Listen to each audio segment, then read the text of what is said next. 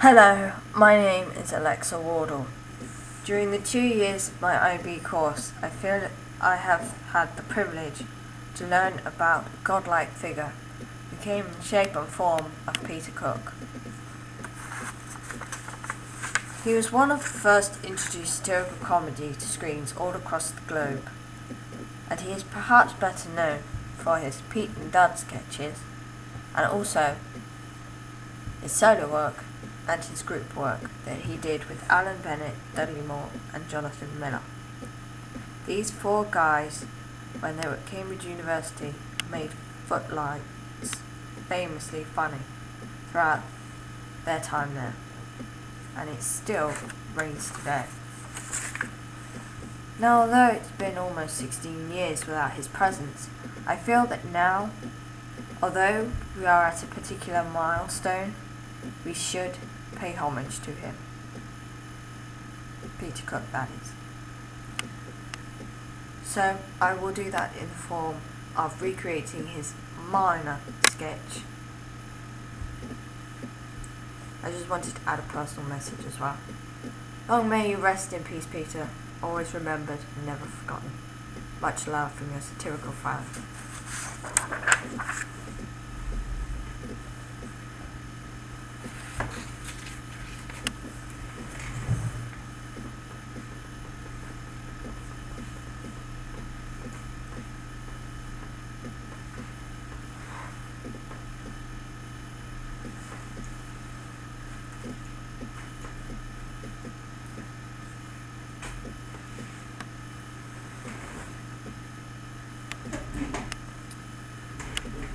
Yes, I could have been a judge, but I never had the Latin. I never had the Latin for the judging. I didn't have sufficient to get through the rigorous judging exams. They're very rigorous, the judging exams. They're noted for their rigour. People come stumbling out saying, "My God, what a rigorous exam." So I managed to become a minor instead. Coal miner. I managed to get through the minor exams. They're not very rigorous. They only ask you one question. They say, "Who are you?" And I got 75% on that, so I'm made to feel persona grata. I was allowed to join the mining community as well. The trouble with the mining community is conversation tends to be a little bit on the boring side. They say things like, "Hello, I've just found a lump of coal." "Have you really?" "Oh yes, no doubt about it. This black substance is coal, alright. Jolly good, the very thing we're looking for." Of course, I've tried injecting a little intellectual substance down the mine, because I said to another miner the other day, I said, "Have you heard of Marcel Proust?" He said no. He must work down another mine. Of course, it's interesting work grabbing old lumps of coal all day. It's an interesting substance, you know, coal. It was created in the most unusual way. Because God didn't just say, "Let's have some coal," like He did with most other amenities. He went about it in a roundabout and interesting way, you know, to make the world a bit more interesting for us all. You know what He did? He blew all the trees down. He did. He got a good wind going and he blew them all down. And then very gradually, over a period of 3 million years, he changed them into coal. So it wasn't noticeable to the average passerby. And it was all part of his wonderful overall plan for the universe. Part of his overall grand scheme of things. Grand plan.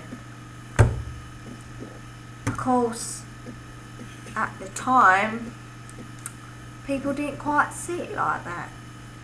People under the trees, for example, they tended to rather miss the point. And instead of, saying, hurrah, cold in 3 million years' time, they tended to exclaim more along the lines of, oh dear, trees falling on us. That's the last thing we want. Of course, most of them, it's the last thing they ever got.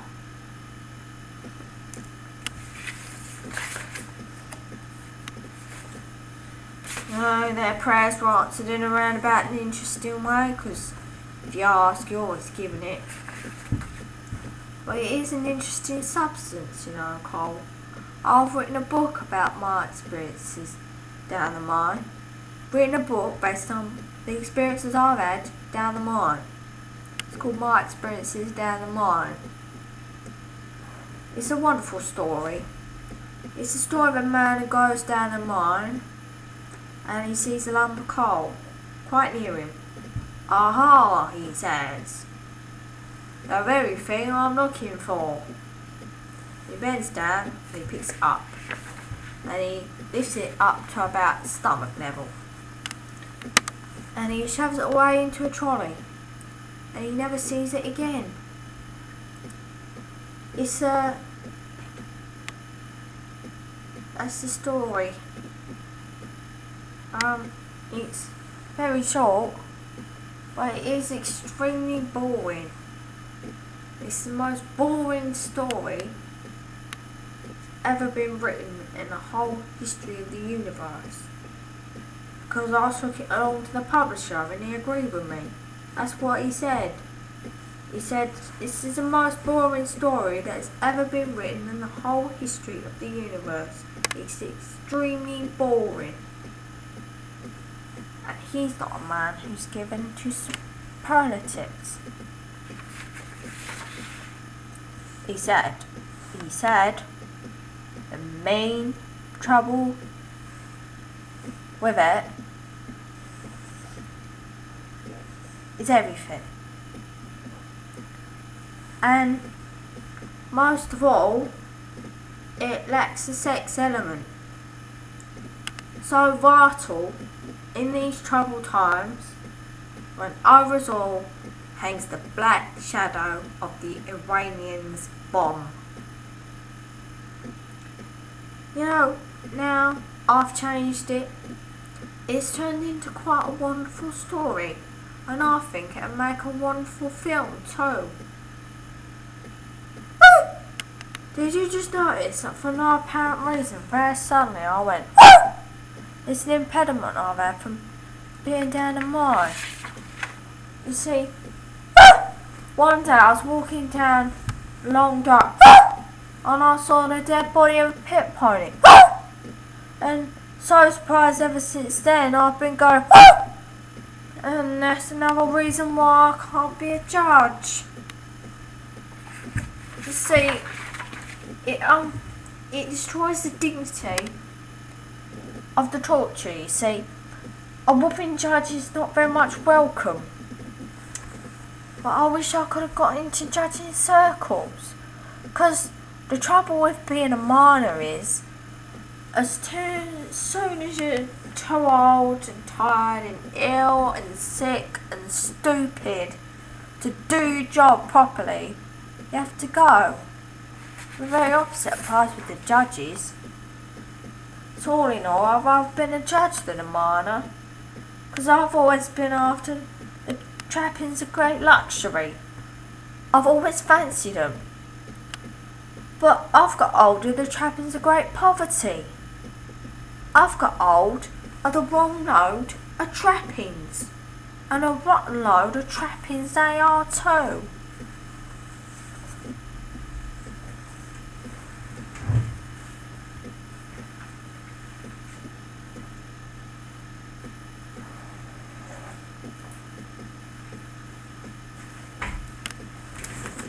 And that is it.